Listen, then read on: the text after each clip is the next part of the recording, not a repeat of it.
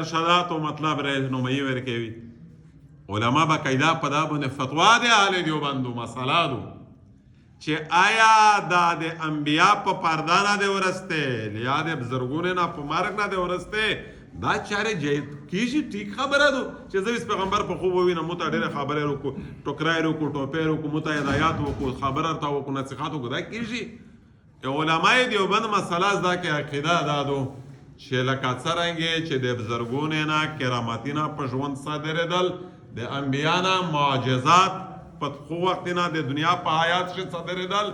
داس د دینا په پردا او د بزرګونو نه په مرګ نه د ورسته خیر کې عادت چاره صادریږي دا د میږ د تو ساکیراتو بیا داس خلک نه چې نه مانو مانه وي چې کله داس خلک او یو داس خلک وکړي چې مطلب مش په پیچ فاسق فاجر آسه خبرې دي چې میش تو مذهبي دیندار نیک صالح سړی وي